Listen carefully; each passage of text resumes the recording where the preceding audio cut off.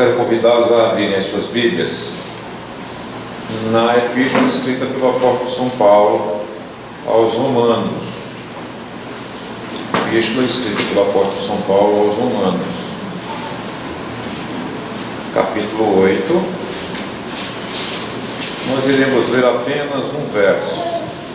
Iremos ler apenas o verso primeiro desse epístola escrita pelo apóstolo São Paulo aos Romanos. Nós leremos apenas o verso primeiro.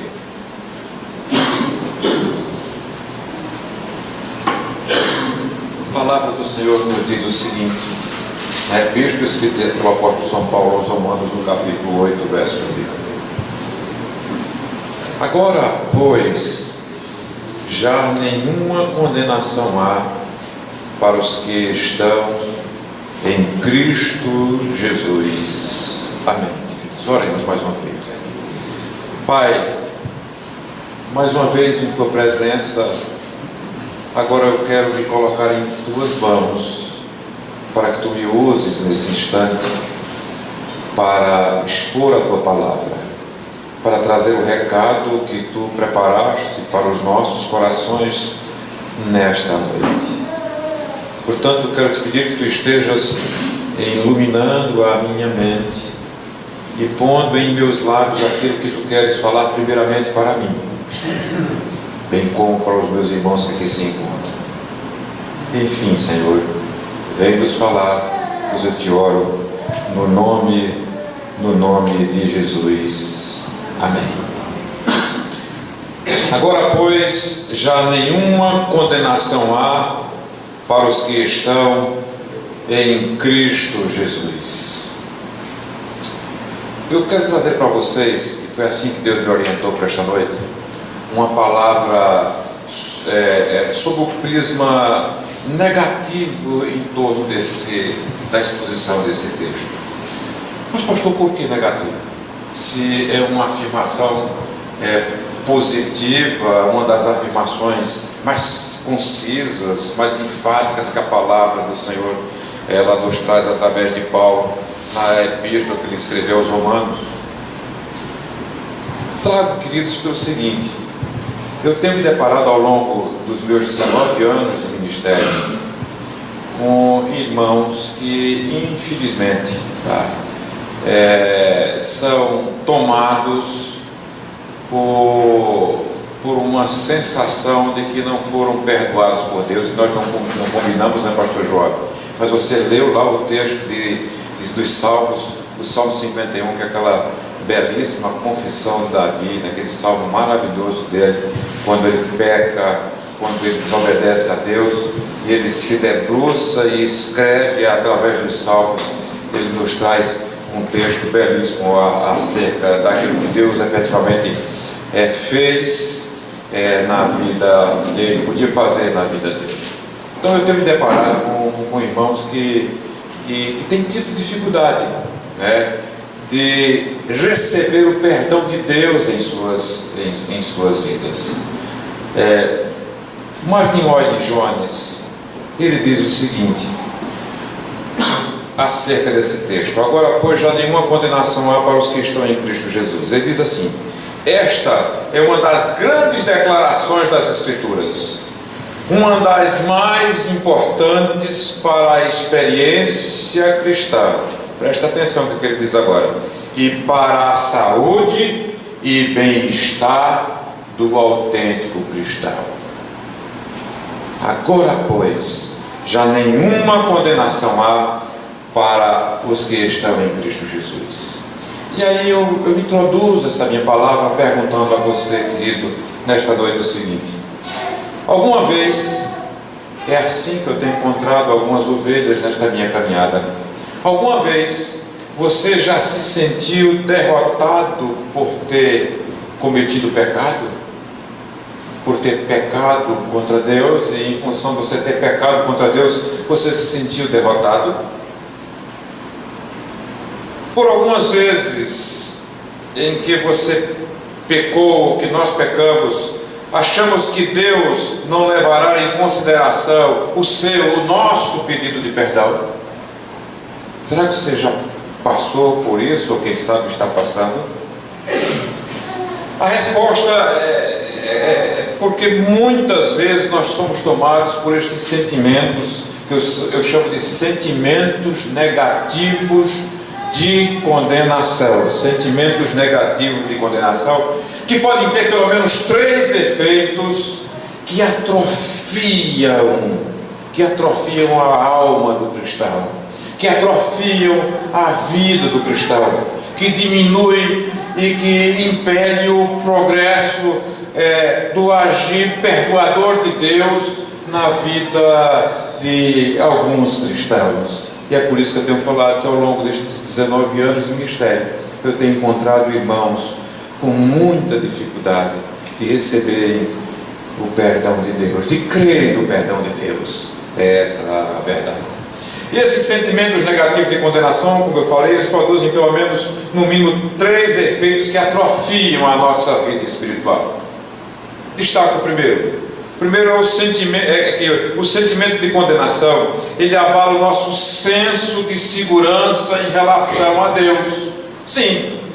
Ao invés de crermos naquilo que a palavra diz, agora pois já nenhuma condenação há para os que estão em Cristo Jesus, e crermos nas outras verdades acerca da confissão de pecados e daquilo que Deus efetivamente Ele produz nas nossas vidas, infelizmente, há gente que, em função desse sentimento de condenação, tem a sua vida espiritual abalada e, consequentemente, o senso de segurança de Deus na sua caminhada, ele sofre uma atrofia, ele sofre uma atrofia, ele sofre uma descontinuidade, inclusive no próprio processo de santificação. A sensibilidade de nossa alma, queridos, ela amortece, e já não conseguimos perceber que Deus continua presente, a despeito, efetivamente, de, como eu falei, de negativamente termos pecado, termos caído, como caiu Davi, no salmo que nós acabamos de ler, o Salmo 51. A gente não consegue, muitas vezes, ir à presença do Senhor para abrir o coração e derramar a nossa alma diante dele e, consequentemente, buscar socorro e perdão através da confissão dos nossos pecados. Aí ficamos dizendo, pequei. Pequei. Quantas ovelhas já não chegaram no gabinete pastoral das igrejas que passei, dizendo, pastor, eu pequei, eu sou um derrotado. Pastor, eu fiz aquilo que não deveria fazer, pastor, eu fiz. Que coisa. Pastor, eu pensei naquilo que eu já conversei com o senhor aqui no gabinete, e novamente eu voltei a pecar contra o Senhor, porque eu pensei naquilo, pastor. Eu não consigo tirar da minha mente aquilo que me leva a pecar contra Deus. E a gente que nessa caminhada, irmãos nossos, irmãos como eu, como você, que chega ao ponto de dizer assim, pastor, eu sou vil, eu sou baixo.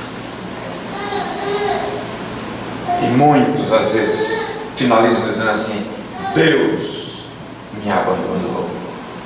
Deus me abandonou. Porque, como eu falei, são efeitos que você não consegue crer no perdão de Deus, como está escrito, como Paulo falou, agora pois já nenhuma condenação há para os que estão em Cristo Jesus. Não se crê naquilo que Deus fez, ou crê, mas crê duvidando, ou não crê integralmente naquilo que a palavra nos afirma, e aí gera esse tipo de sentimento que abala o senso que eu falei de segurança em relação à nossa caminhada, de estarmos com Deus.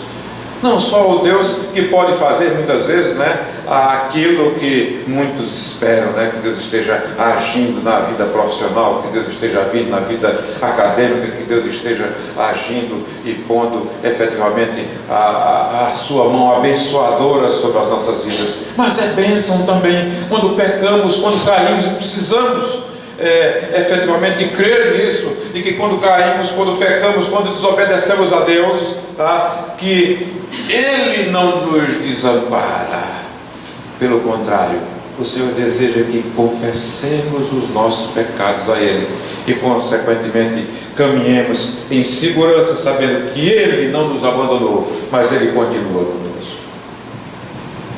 O segundo efeito destes sentimentos atrofiantes de condenação é o seguinte: é que o sentimento de condenação, ele enfraquece a nossa confiança no viver diário com Deus. A Bíblia revela que Deus deseja infundir em nós a confiança nele. E há várias maneiras, há várias formas como o Senhor nos fala na sua palavra, através dessa infusão da palavra dele em nossas vidas, para que nós possamos efetivamente respirar Deus, o mover de Deus, o agir de Deus, a presença do Senhor nas nossas vidas. Deus promete, por exemplo, que continuará a realizar a obra que Ele iniciou em nós até a vinda de Cristo. Paulo, escrevendo aos Filipenses, no capítulo 1, verso 6, diz assim: estou plenamente certo de que aquele que começou boa obra em vós há de completá-la até ao dia de Cristo Jesus. Deus realiza em nós essa obra que Paulo fala aqui, através, primeiramente, da salvação, a salvação dele sobre as nossas vidas. Que dia maravilhoso aquele do dia em que o Senhor nos alcançou, do dia que o Senhor nos resgatou das trevas e nos trouxe para a luz. Deus realiza a obra dele através do processo de santificação, que é isso que a gente tem vivido, não é? É isso que a gente tem vivido no dia a dia, buscando ao Senhor, lendo a palavra do Senhor. Por falar em leitura da palavra do Senhor, esse exercício de se ler a palavra do Senhor, é necessário que haja uma vigilância nossa, para que a gente não permita que essa atrofiação do sentimento de condenação venha sobre as nossas vidas. E nós lemos tão pouco a palavra de Deus. A CEPAL lá atrás, ela fez uma pesquisa, tá? E a pesquisa foi um desastre com lideranças cristãs, tá? A pesquisa era assim, era que a liderança cristã, e inclua-se entre isso os líderes, como o meu caso, de nós pastores, tá? A gente que não abre a Bíblia sequer uma vez na semana para ler a palavra. Misericórdia, né? Não se alimenta da palavra, o que é que acontece? Vai atrofiar, vai ter problema de crer nas promessas contidas na palavra do Senhor. Mas aí, além do processo da obra de salvação, de santificação, Deus deseja também que a gente realize a obra dele, do serviço cristão, do serviço de estar trabalhando na igreja, de onde estamos caminhando, efetivamente levando o nome de Cristo Jesus por aí. Agora, é interessante a gente observar nesse texto de Filipenses que Paulo, ele estava preso em Roma, aguardando o seu julgamento. Era isso que acontecia com Paulo. E aí Paulo escreveu algumas cartas dessa prisão, dentre elas essa carta escrita aqui aos Filipenses, desse texto, né, quando ele diz assim: estou plenamente certo, irmãos de Filipos, né, de que aquele que começou boa obra em vós há de completá-la até o dia de Cristo Jesus. Então, enquanto Paulo ele aguardava o seu julgamento, estava ali, ele vem à memória a igreja de Filipos, né, aqueles cristãos, e embora, imagine vocês, Paulo preso, Paulo açoitado, inclusive açoites ilegais que tinham cometido contra a vida dele, Paulo literalmente colocado no tronco, humilhado diante do povo, ele tinha motivos para não perder o foco de caminhar com Deus e de edificar a igreja de Deus, como foi o caso aqui na igreja de Filipos. E aí penso eu que Paulo, dentre outros fatos que aconteceram ali, vivenciados por ele na igreja de Filipos, ele deve ter se lembrado, por exemplo, da conversão daquele carcereiro, né? Ele preso, E Deus vem e surge um terremoto no meio do louvor, enquanto Paulo louvava ao Senhor, e aquele carcereiro vai e entrega sua vida a Cristo Jesus. Não só ele, como toda a sua casa, é isso que nos diz o texto. Quando estamos tomados por sentimentos de condenação, queridos, nós perdemos o vigor da alma. É fato. A gente só consegue enxergar na vida a condenação. O que eu fiz lá atrás. Eu pequei. Eu sou um lixo, eu sou um trapo. Não consegue enxergar o que Paulo nos diz aqui. Agora, pois, já nenhuma condenação há para os que estão em Cristo Jesus. Parece que o motor do nosso espírito está emperrado e por isso a nossa vida não consegue andar. Porque é movida pelo combustível não da salvação em Cristo Jesus, como Paulo nos fala neste texto, mas pelo combustível da condenação. Não é movido pelo combustível da justificação que nós temos em Cristo Jesus, que Paulo fala lá, 3 capítulos antes, em Romanos capítulo 5, verso 1, quando ele diz assim: justificados, pois, mediante a fé, temos paz com Deus por meio do nosso Senhor e Salvador Jesus Cristo. Terceiro efeito desses sentimentos atrofiantes, por não crermos que o Senhor efetivamente nos perdoou, é que o sentimento de condenação ele abala a nossa firmeza espiritual, impedindo que ministremos aos outros.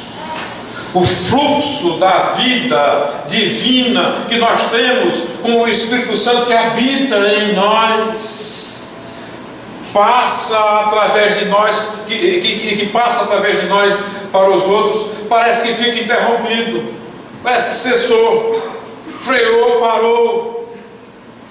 Imagine você que quem sofre desse problema começa o dia com sentimento de derrota, de condenação, e aí chega no caminho, na rua, encontra, quem sabe até mesmo o irmão da igreja, né? Até mesmo o irmão da igreja, aí diz assim, o irmão olha para você e diz: rapaz, que bom que eu te encontrei, querido.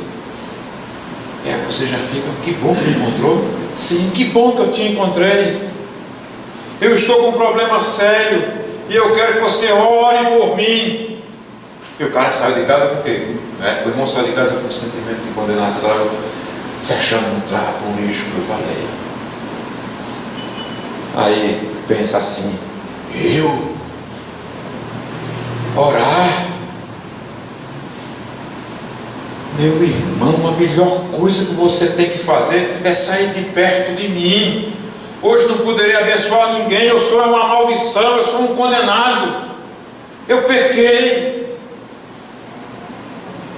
Nossa impressão é que se orássemos, nossas palavras seriam ocas, vazias, sem substância, sem valor, uma oração falsa. Tudo porque não deixamos que a palavra do Senhor flua. Agora já, pois, nenhuma condenação há para os que estão em Cristo Jesus.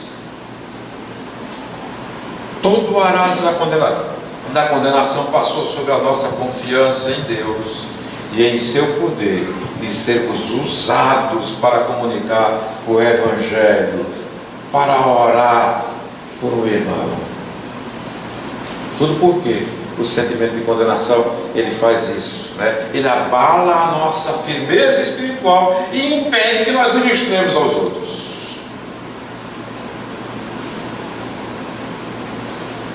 Então surge a seguinte questão: pastor, como podemos nos livrar dos efeitos atrofiantes destes sentimentos de condenação? Talvez alguns de vocês já vivenciaram esse fato em suas vidas.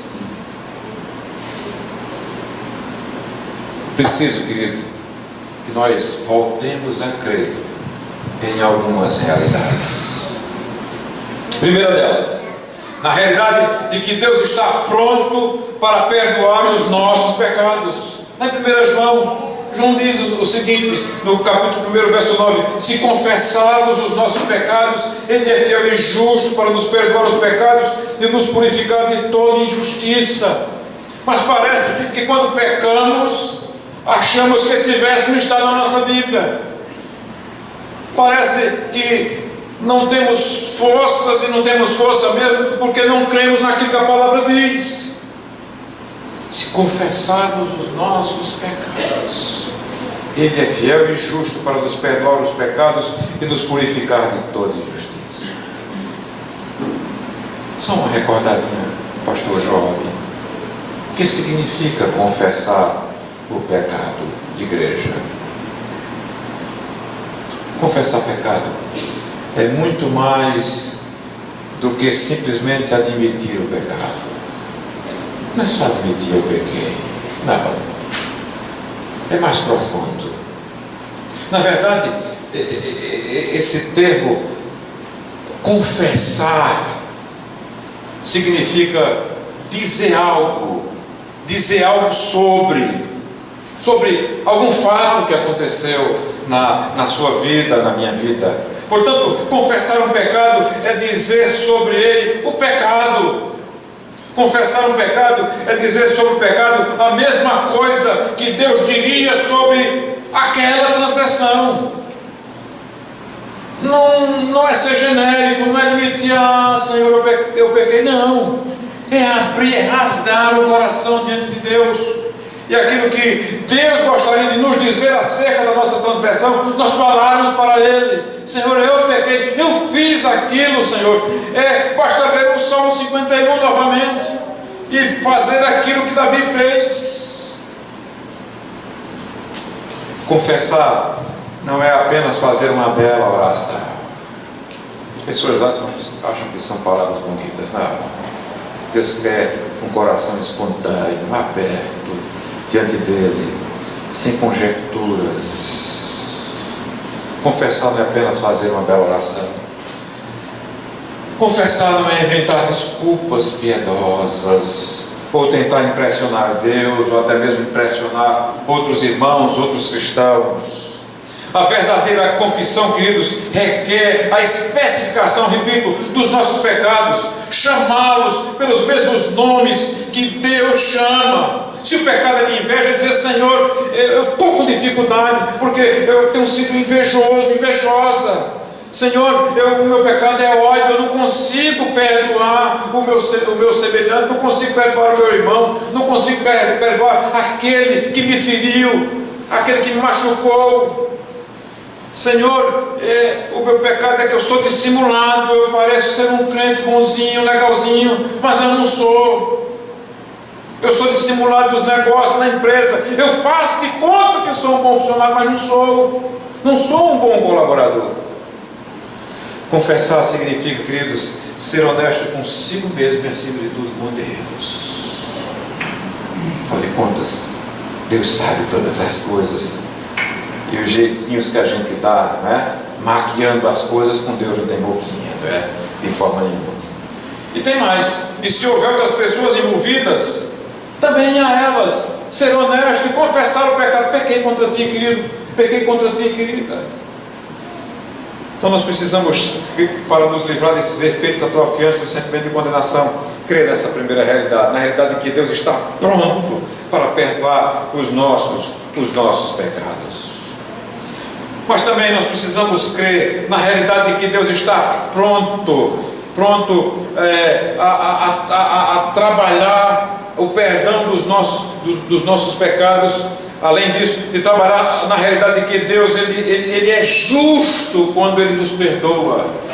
Sim. Quando o Senhor nos perdoa, Ele é justo ao nos perdoar. E é isso que as pessoas às vezes não compreendem, os irmãos não compreendem. Acham que a solução está em si mesmo, e não é. Nós precisamos nos render, nós precisamos nos colocar diante do Senhor e deixar que o Senhor efetivamente produza perdão nas nossas vidas, porque vem dele o perdão. A nós só nos compete confessar, abrir o coração diante do Senhor. Por isso o texto diz agora: pois já nenhuma condenação há para os que estão em Cristo Jesus. Gruden, um teólogo contemporâneo, falando sobre a questão da justificação, né? Já que nós estamos falando de que nós precisamos crer na realidade de que Deus é justo ao perdoar. Gruden diz mais ou menos o seguinte, definindo justificação: justificação é o ato legal, instantâneo de Deus, pelo qual Ele considera nossos pecados perdoados, e a justiça de Cristo pertencente a nós, e nos declara justos diante de Deus. Esse verbo justificar aqui tem um sentido legal de declarar justo. Por isso Paulo nos diz, como exemplo aí desse próprio texto de Romanos capítulo 8, lá no final, no verso 33 e 34, Paulo faz algumas considerações. Ele diz assim: quem fará alguma acusação contra os escolhidos de Deus? Quem fará algumas acusações contra os escolhidos de Deus? É Deus que os justifica. Quem os condenará? É Cristo quem morreu, ou antes, quem ressuscitou, o qual está à direita de Deus e também intercede por nós. Condenar alguém é declarar que aquela pessoa é culpada. Você está condenado, você é culpado. Porém, o oposto de condenação, o que é? É justificação. Por isso nós precisamos crer na realidade de que Deus é justo ao perdoar. Agora, pois, disse Paulo, nenhuma condenação há para os que estão em Cristo Jesus. O oposto de condenação é justificação. E nesse contexto, justificação significa declarar alguém sem culpa. E quando nós confessamos os nossos pecados a Deus, é isso que Deus faz. Quando Cristo foi à cruz do Calvário e morreu em nosso lugar, a obra que Cristo fez em nosso favor foi essa, nos declarando diante de Deus sem culpa. Quando a Bíblia afirma que em Cristo não há condenação, quer dizer literalmente o seguinte: não estamos mais sujeitos ao julgamento do tribunal divino. Por causa da morte de Cristo por nós, não há nenhum processo contra nós nas varas da justiça divina, queridos. A maior parte dos nossos problemas se deve ao nosso fracasso em entender a verdade desse versículo. Agora, pois, já nenhuma condenação há para os que estão em Cristo Jesus. O que acontece quando nos esquecemos de que, agora pois, já nenhuma condenação há para os que estão em Cristo Jesus? O que é que acontece? Nós podemos cair na compulsão de provarmos, queremos provar quem nós somos. Ah, não, eu sou justo, eu sou muito direito. Olha, ninguém pode meter o dedão em mim porque eu sou o cara. Nós não somos nada. Vocês sabem da caminhada de vocês, do quanto nós carecemos, necessitamos de Deus em nossas vidas. Se não fosse Deus, né, as nossas provas de nada valeriam. Nós podemos cair também na compulsão de grande sensibilidade à crítica, com atitudes defensivas. Não, olha, eu não. Lá na empresa que eu trabalhei, a gente tinha um processo semestral de feedback, um processo anual que a gente chamava de THC 360 graus. O que era isso? Anualmente eu era avaliado pelo meu superior, eu era avaliado pelos meus pares, eu era avaliado pelos meus subordinados e eu era avaliado por meus clientes internos e pelos meus clientes externos. Por isso que era 360 graus. Então, várias pessoas participavam daquela minha avaliação. E aí depois o meu chefe sentava comigo e aí ele me dava um feedback. Né? Ó, beleza, as pessoas, né, os públicos 360 graus com quem você convive, com quem você participa, esses públicos, eles te enxergam com esses e esses pontos fortes, essas virtudes, né? Coisa boa. Agora, há necessidade que você preste atenção, que você busque capacitação para que você melhore nestes outros aspectos. E muitas vezes, mas muitas vezes mesmo, quando a gente entra nessa compulsão, nós não aceitamos as críticas, nós não aceitamos os feedbacks e nós ficamos na defensiva, não deixando que ninguém nos ajude nessa caminhada que nós temos aqui nessa vida. Isso é uma verdade. Inclusive isso no nosso meio. Precisamos ouvir o outro e ouvir o que não gostaríamos de ouvir acerca das nossas vidas. Afinal, se o THC me ajudava profissionalmente, ou me ajuda, ou pode ajudar você, o THC 360 graus, ele pode me ajudar profissionalmente, nós podemos fazer também o THC da nossa vida espiritual e dar ouvido, principalmente das coisas negativas que dizem acerca de nós em relação à nossa vida espiritual. O que acontece quando nós esquecemos que agora, pois, já nenhuma condenação há para os que estão em Cristo Jesus? Ora, se nós não confiamos em Deus, que deseja, que tem o maior privilégio, nós temos o maior privilégio de conviver com Ele através da Sua palavra, através de nos ajoelharmos, buscarmos a Sua face, através de virmos à igreja e nos relacionarmos com os nossos irmãos. Ora, se nós não ouvimos Deus, imagine como está a nossa confiança em relação àqueles que convivem conosco aqui. Então essa compulsão, ela também, ela abala a confiança não só no nosso relacionamento com Deus, mas no nosso relacionamento com as pessoas. E essa falta de confiança faz com que a gente desconfie dos outros, faz com que a gente se relacione, mas se relacione armado, faz com que a gente olhe para o outro, inclusive dentro da igreja, né? E procure tomar cuidado, quando não deveria ser assim. Da mesma forma que a gente abre o coração para Deus, a gente deveria abrir o coração para os nossos irmãos também. Como podemos nos livrar dos efeitos atrofiantes de condenação? Finalmente, crendo na realidade de que Deus perdoa totalmente, queridos. Agora, pois, já nenhuma condenação há para os que estão em Cristo, para os que estão em Cristo Jesus. Podemos nos livrar dos efeitos atrofiantes dos sentimentos de condenação, crendo na realidade de que Deus perdoa totalmente. E aí eu volto para 1 João, não agora no verso 9 do primeiro capítulo, mas agora indo ao verso 7 do primeiro capítulo, quando João diz assim: se porém andarmos na luz, como Ele está na luz, mantemos comunhão uns com os outros, e o sangue de Jesus, seu Filho, nos purifica de todo o nosso pecado. Meus irmãos, em sua santidade, na santidade de Deus, Deus julgou o meu e o teu pecado na cruz. No amor infinito de Deus, Deus oferece Jesus Cristo ao mundo como o nosso Salvador.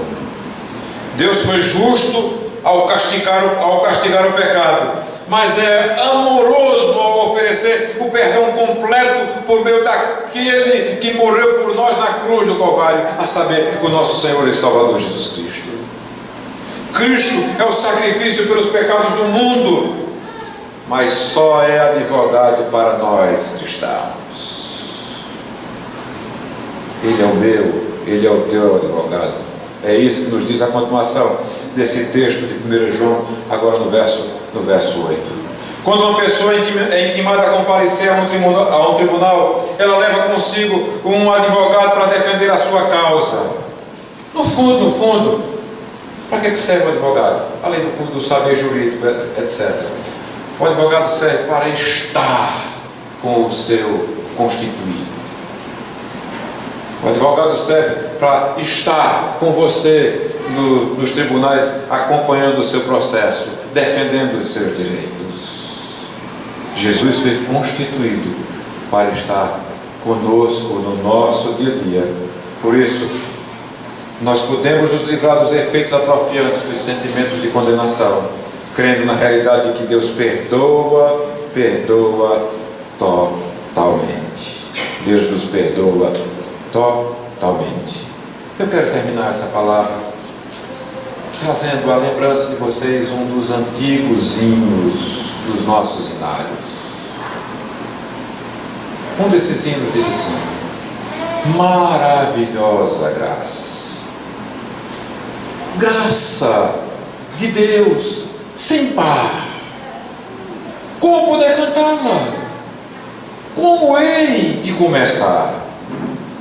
Ele me dá certeza e vivo com firmeza pela maravilhosa graça de Jesus.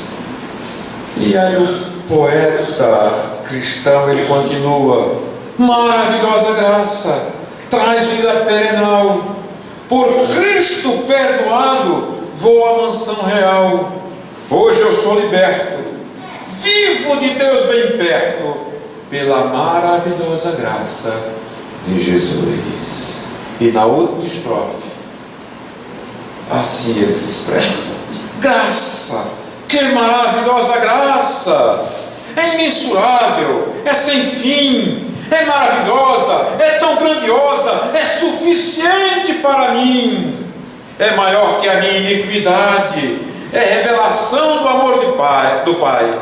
O nome de Jesus engrandecei e a Deus louvai. Glória seja dada ao Senhor. Baixe a sua cabeça, feche os seus olhos e esteja colocando a sua vida diante de Deus, naquilo que Ele escolheu nesta noite para nos falar.